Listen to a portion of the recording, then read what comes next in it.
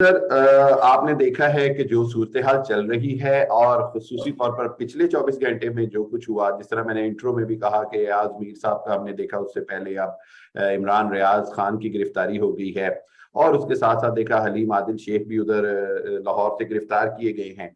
इसके अंदर जो अहम बात है इमरान रियाज खान के हवाले से, आप क्या कहते हैं ये गिरफ्तारी के ऊपर, ये रियासत और हुकूमत के इस इकदाम के हवाले से? और दूसरी चीज ये कि क्या ये इस्लामाबाद हाई कोर्ट की अगर तौहीन अदालत थी तो इस्लामाबाद हाई कोर्ट ने इसको अपने दायरा इख्तियार से बाहर क्यों कहा है? देखिए, बेसिकली अदालत का एक प्रोसीजर होता है। हर हाई कोर्ट की अपनी जुरिस्डिक्शन होती है।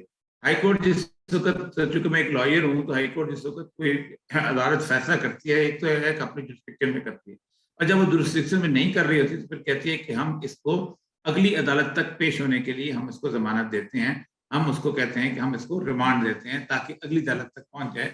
उसको रादारी जमानत कहा जाता है। ठीक तो है। रादारी भी चूंकि वो नहीं दी हुई थी, उन्होंने उनको कहा था कि इसको अगर केस है इस्लामाबाद की जुरिस्डिक्शन में गिरफ्तार ना करें। टोटल लीगल बैटल है जो चल रही है इस वक्त। अब ये पुराना धंधा है हुकूमतों का। ये शबाशी साहब ने कोई नया धंधा नहीं शुरू किया हुआ। ये हमेशा इस तरह मुख्तलिफ जगहों पे केसेस रजिस्टर कराते रहे हैं। आपको शायद याद होगा कि भुट्टो के जमाने में 24 और पर भैंस चोरी का मुकदमा जो था वो दर्ज हुआ, और फिर कोल्लू में जाके उसको रखा गया था जुरिस्डिक्शन करने के लिए, क्योंकि वो ट्राइबल एरिया था और ट्राइबल एरिया में हाई कोर्ट की जुरिस्डिक्शन नहीं होती थी।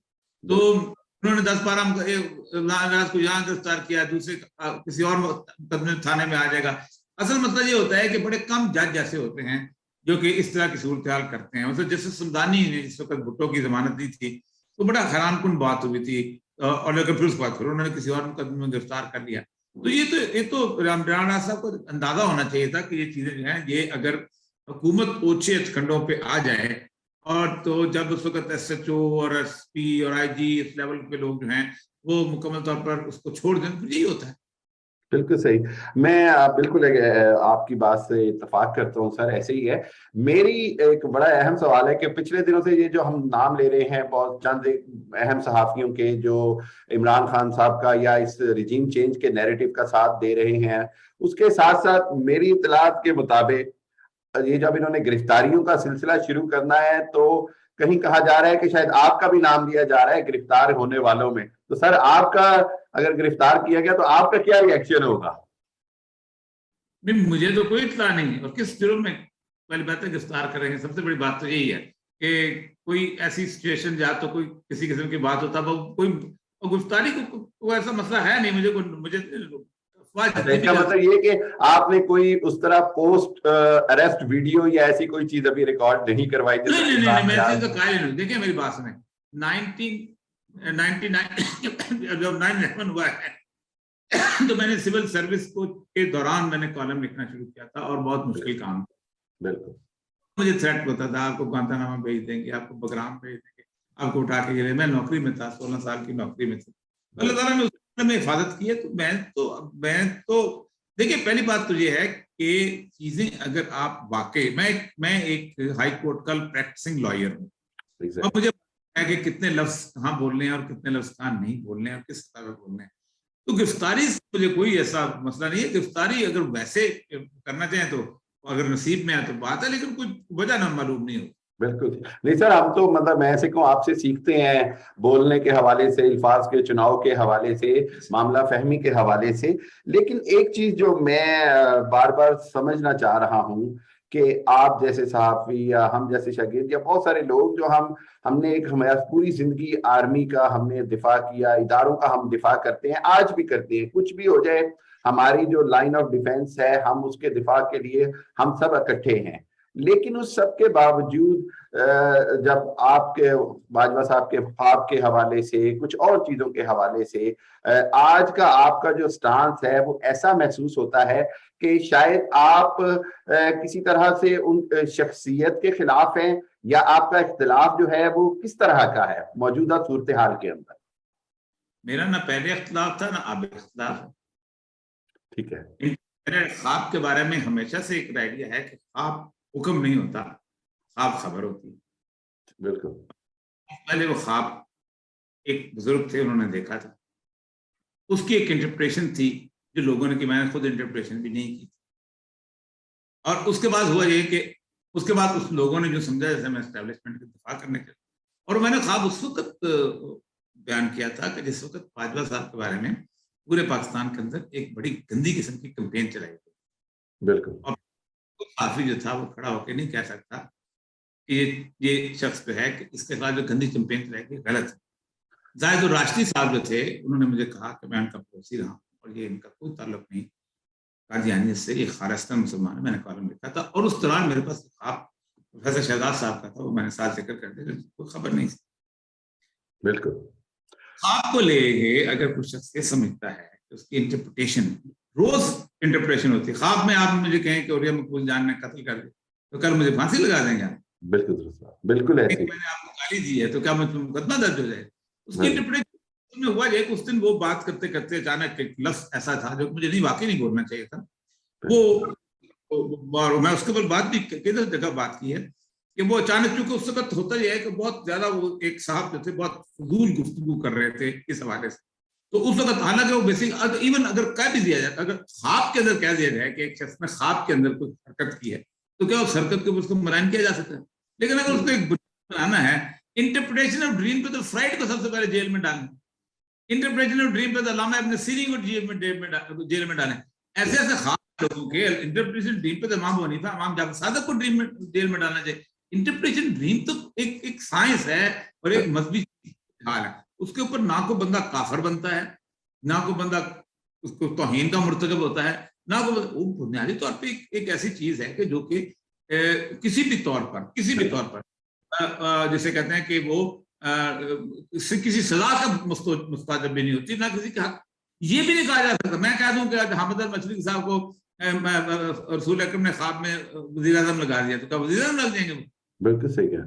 बिल्कुल। आपको कह रहे हैं कि वजीर आजम जो है उसको रसूल अकरम ने बताया था ख्वाब में, अगर वो लग गया है तो एक खबर है। ख्वाब सिर्फ एक बात याद है, ख्वाब सिर्फ पैगंबरों के सच्चे हो। बेशक। आपको कोई मुझे अल्लाह ने कहा है कि अपने बेटे को ज़िबा कर दूंगा, सुबह बेटे को ज़िबा कर दूंगा, तो ये बात का बतंगड़ बनाया जा रहा है पूरे मुल्क के अंदर। मुझे उससे कोई फर्क नहीं है, लेकिन मैंने उस वक्त क्योंकि एंकर भी बहुत फजूल हरकत कर रहा था, वो भी कर रहा था, उसमें होता है अगर वो जरा सा रुक के बिल्कुल सर, उसको लेकर बहुत ज्यादा वो चर्चा भी की गई और उसको ड्रैग भी किया गया।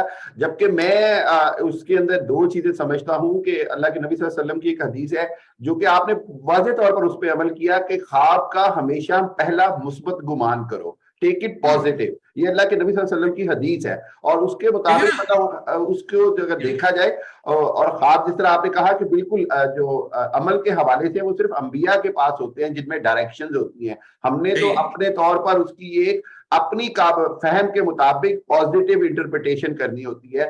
This is the whole. मसला ये हो गया है अहमद मिर्जा, असल मसला ये है कि पाकिस्तान के अंदर बहुत सारे ऐसे लोग हैं कि जो ख्वाबों की बुनियाद के ऊपर अपनी जिंदगियां जो है चलाते हैं, उनके डेरे चलते हैं, उनके आस्थान चलते हैं, उनकी बाकी चीजें चलती हैं। ख्वाबों की बुनियाद पर हम कहते हैं कि हम बड़े मुअज़्ज़ज़ हो गए हैं। और खुसूसन रसूल अकरम सल्लल्लाहु अलैहि वसल्लम का जो ख्वाब है तो बड़ा मुहतात और मोहतरम होना चाहिए। देखिए जिन आपने भी देखा तो उन्होंने किसी को नहीं बताया था ये ख्वाब, ठीक है, हमने भी नहीं बताया था। वो तो जिस वक्त ये सिचुएशन क्राइसिस किस्म का आया तो बयान करना पड़ गया और वाकई बयान करना चाहिए भी था, क्योंकि इंस्टीट्यूशन नहीं एक ऐसे आदमी की रेपुटेशन एट स्टेक थी कि जिसको पाकिस्तान पूरे के अंदर कोई कह नहीं रहा था। इसलिए आप उसका दफा ना करेंगे, वो एस्टेब्लिशमेंट का आदमी है।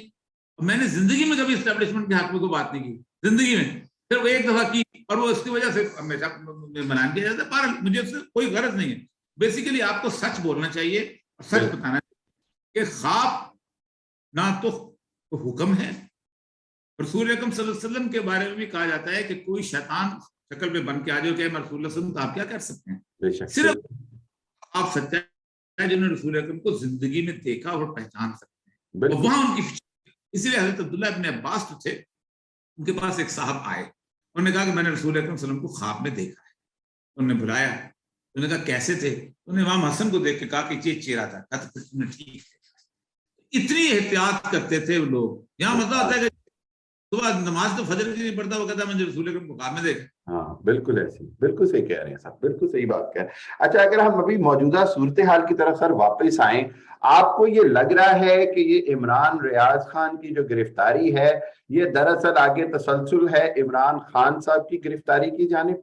जो माहौल बनाया जा रहा है, पब्लिक रिएक्शन को चेक किया जा रहा है कि पब्लिक इस गिरफ्तारी पे कितना रिएक्शन देती है। उसके साथ साथ मैंने एक जगह पे थोड़ा सा वर्कआउट करके कहा कि मौजूदा सूरत हाल में जिस तरह 5-6 मकासद इसे एक गिरफ्तारी से हासिल किए जा रहे हैं कि पेट्रोल की प्राइस और महंगाई से तवज्जो हटा दी, लोड शेडिंग से तवज्जो हटा दी, और इसी तरह ज़िमनी इंतखाबात में जो कुछ आ रही हैं इतलात के जी मैनेज करने की कोशिश की जाएगी। तो ये सारे मामला को अगर साथ जोड़ा जाए तो आपको लग रहा है कि ये ज़िमनी इंतखाबात से पहले ही इमरान खान साहब को गिरफ्तार करने की कोशिश करेंगे?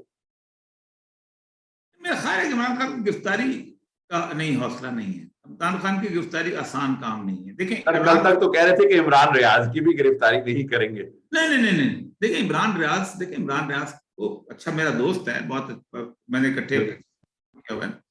इमरान रियाज था वो, अगर इमरान खान की पार्टी के साथ ना खड़ा होता और आज वहां उनके साथ एक क्राउड उसको, तो इमरान खान रियाज का क्या सूरत हाल, कितने लोग गिरफ्तार हो गए, कितने लोग उनके, आप मुझे बताइए, लोगों को उठा के ले गए, सब कुछ हो गया, कितने लोग निकले। इमरान रियाज, आप इमरान रियाज से पार्टी से निकल जाए या उनके साथ उनकी सपोर्ट शामिल हो तो कितने लोग खड़े होंगे उनके साथ। इमरान रियाज अगर ये समझते हैं कुछ हफ्ते एक सहाफी के लिए पाकिस्तान में लोग खड़े होते हैं, तो ये बहुत बड़ी बड़ी बड़ी गलतफहमी है। अहमद मीर बिल्कुल गलत है ये, मैं अपने आप को भी स्थिति में करता हूँ। इमरान रियाज चूंकि उस सारी बात है, इमरान खान साहब की पार्टी के साथ एफिलिएट करके उस क्राउड ने उसको साथ ले लिया, फिर क्राउड साथ चल गया, फिर इमरान खान की जो सूरत बनी, इससे अंदाजा लगाएं कि इमरान रियाज को गिरफ्तार करना बेसिकली टेस्ट था इमरान खान का। बिल्कुल यही बात है। मतलब है कि इसका मतलब है कि वो टेस्ट में नाकाम हो गए, क्योंकि इमरान खान ना अहमद मीर ने बना है, ना मुतीउल्लाह जान बना है, ना कुछ और बना है। उनके लिए तो सिर्फ प्रेस क्लब के 4 लोग होते थे, यहाँ पब्लिक खड़ी हो गई साथ। इसका मतलब है कि इमरान रियाज जो है वो एक साफी की हैसियत से नहीं आया। इमरान खान रियाज एक तौर पर पॉलिटिशियन की सूरत हाल पे और उसके पब्लिक से के तौर पे, पब्लिक रिप्रेजेंटेटिव के तौर पर आया, तो ये टेस्ट में नाकाम हो गए हैं। इसका मतलब है कि इमरान एक छोटा सा आदमी जिसकी ना पीटीआई में कोई हैसियत है ना कुछ और चीज है, एक इंडिपेंडेंट आदमी, उसके लिए पब्लिक रिस्पॉन्स इस तरह का हो सकता है, तो इमरान खान के लिए क्या होगा। तो ये इसको जोड़े नहीं है, किसी भी साफी के साथ इमरान खान को नहीं जोड़ा जा सकता। आज आप किसी और को पढ़ के देख लें जो कि बाकी जगहों का है, मैं देखता हूँ कितने लोग साथ निकलते हैं। बिल्कुल सर, एक और चीज, अब क्योंकि सहाफी की बात हुई, सहाफियों की, यही हामिद मीर हो गए और जो मतीउल्लाह जान और वो तूर और ये दूसरे सहाफी जब ये इल्जामात लगाते थे जी कि ये हो गया, और अयाज मीर साहब का भी जो वाकया, अब मीडिया के अंदर जो इतनी बड़ी सहाफियों के अंदर हमें डिवीजन नजर आ रही है, वो लोग जो माजी में हर चीज का इल्जाम जो है वो आईएसआई इस्टेब्लिशमेंट और इदारों पे देते थे और हुकूमतों को कहते थे जी कि ये आजादी सहाफत पर हमला है, ये रियासती जबर है और ये सारा कुछ है, आज वो इमरान रियाज की गिरफ्तारी में के हक में दलाइल दे रहे हैं। ये जो डिवीजन है, आप नहीं समझते कि ये पाकिस्तान का जो जर्नलिस्ट जो कम्युनिटी है या फ्यूचर है उसके लिए बहुत खतरनाक सूरत हाल है? ये बिल्कुल गलत है कि पाकिस्तान में कभी भी सहाफी जो था वो इंडिपेंडेंट होता था। सूरज कश्मीरी जो था वो हरार के साथ था और कौसर नजर पीपल पार्टी के साथ, और अब्बास सत्तर जो थे ये पीपल पार्टी के खास स्पोक्समैन थे, मौलाना मदूदी के कार्टून छापते होते थे, और मुजीबर निजामी और अल्ताफ हुसैन कुरैशी दूसरी तरफ होते थे। बिल्कुल ऐसे ही और होते थे, मुजीद निजामी का अखबार और होता, मौलाना जफर अली खान एक तरफ होते थे, राजा राम मोहन राय के अखबार दूसरी तरफ होते थे। किसने कहा मैं साफी आजाद होते थे, इंडिपेंडेंट होते थे? ऐसे तुम लोगों ने बना लिया। सारी दफा पार्टीबाजी रही है, 100 साल से पार्टीबाजी रही है सर। आपका अलामा मशरिकी के होते हैं, आप मुझे बताएं अलामा मशरिकी के साथ कितने साफी थे? बिल्कुल सही कह रहे हैं, कोई साफी नहीं थे, बिल्कुल आजाद साफी थे। ऐसे वैसे बनाया हुआ है, हम आजादी है साफत और ओ भाई, सारी जिंदगी तुमने लाइनें टोक की हैं। सूरज कश्मीरी और उसका कौशल गाजी का प्रिंटेड मार्केट में लड़ाई हुई थी, एक दूसरे के ऊपर उन्होंने घी के डब्बे फेंके थे। साफियों ने किया है, किसी की माँ नहीं छोड़ी, किसी की बहन नहीं छोड़ी, किसी क्या नहीं छोड़ा, क्या कुछ नहीं किया। एक दूसरे के मुखालिफ उनको एक भुट्टो आता था, अल्ताफ हुसैन कुरैशी और मुजीबर रहमान शामी और जिसारत वाले सलाहुद्दीन ये गिरफ्तार होते थे। ठीक है, चला जाता था फलाने फलाने फलाने फलाने, वो गिरफ्तार होते थे, अल्ताफ गौर गिरफ्तार होते थे। कुछ सबसे बात ऐसी है, जो चलता है चलता है। ये गलत बात है, ये साफी पार्टी बात, हमेशा से पार्टी बात रहे हैं। लेकिन आप बड़ा हिस्टोरिकली आपने बहुत फैक्ट बताए हैं, बिल्कुल इससे कोई इनकार नहीं है कि सहाफियों ने अपनी वाबस्तगी जो है वो हर दौर में वाजे की है, और यही सूरत हाल आज भी है। लेकिन आज जब मैं इस चीज को समझता हूँ, आज ये हुआ है कि आगे तो वो माजी में जो सहाफी जिसके साथ था वो आखिरी दम तक उसी नजरिए के साथ लगा रहा। अगर कोई सोशलिज्म के साथ है तो वो सोशलिज्म के साथ चलता रहा, अगर कोई कम्युनिज्म के साथ है कम्युनिज्म के साथ चलता रहा, अगर कोई पार्टी के साथ है वो पार्टी, चाहे अहमद हक्कानी हो गए, दूसरे हो गए।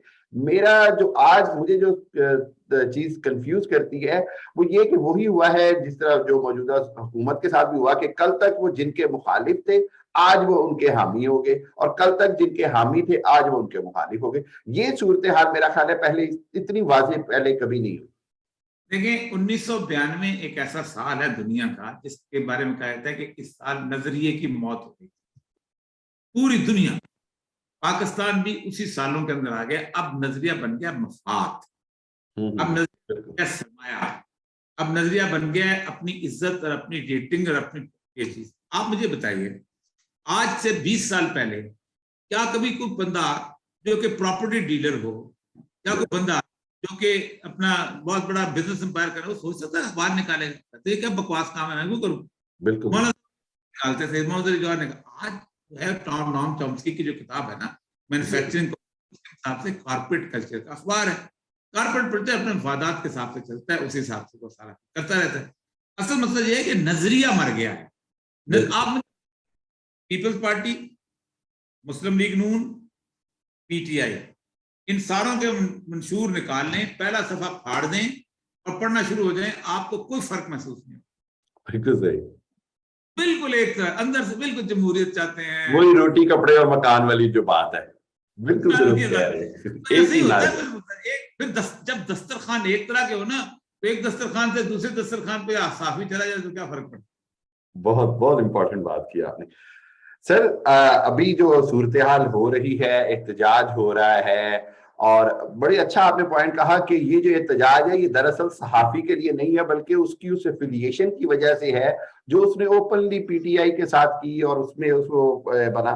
लेकिन ये जहां आपने कहा, मैं इसके अंदर अभी भी समझता हूं कि जैसे राना सनाउल्लाह कह रहे हैं, जिस तरह हुकूमत कह रही है जी कि क्योंकि एफआईआर कट गई है और इमरान खान साहब को हम गिरफ्तार करना चाहते हैं, तो आपका ख्याल है कि इमरान खान को गिरफ्तार करने की गलती नहीं करेंगे ये?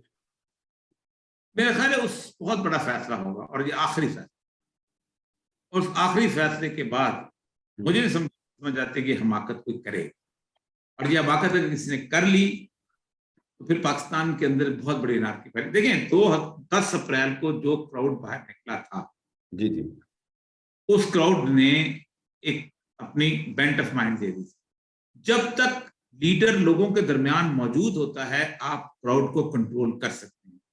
1977 में जुल्फिकार अली भुट्टो खुद एडमिट करता है कि मेरी सबसे बड़ी गलती ये थी कि मैंने पीएनए की क़यादत को जेल में बंद किया। बिल्कुल बिल्कुल दुरुस्त। वो ये था कि हर गली, हर मोहल्ले, हर शहर के अंदर जुलूस निकलने शुरू हुए। और मैं बार बार समझा चुका हूं कि पाकिस्तान की एडमिनिस्ट्रेटिव एबिलिटी ये है कि अगर 200 जगहों पे जुलूस निकलने शुरू हो जाएं तो 1,60,000 डिप्लॉयबल फोर्स है, 5 से 7 सिपाही फी जुलूस आते हैं। बिल्कुल नहीं कर सकोगे। इमरान खान तो नहीं कोऑर्डिनेट कर रहा होगा ना, बाकी लोग तो नहीं कोऑर्डिनेट कर रहे, एक ऑटोमेटिक अपराइजिंग होगी, और उस अपराइजिंग में अगर 2 या 3 खुदा न खास्ता सानिहात हो गए तो फिर उन सानिहात का एक जैसे कहते हैं रिएक्शन होता है। मैं जिंदगी में एडमिनिस्ट्रेशन करता रहा हूं, मैं तकरीबन 6 साल डिप्टी में चल रहा हूं, मैं 3 साल इंस्टीट्यूशन में चल रहा हूं, मैं और बहुत सारे, वो एक स्नोबॉल इफेक्ट होता है, वो चलता रहता है चलता रहता है। एक लाश चाहिए होती। जिस दिन पॉलिटेक्निक कॉलेज का लड़का मरा था शेख रशीद के जमाने में, तो उसको एसपी पिंडी को अयूब खान ने बुला के कहा था, तुमने इससे ज्यादा मेरे साथ किसी ने दुश्मनी नहीं की जो उस बंदे की लाश इनको दे दी है। बिल्कुल बिल्कुल दुरुस्त बात।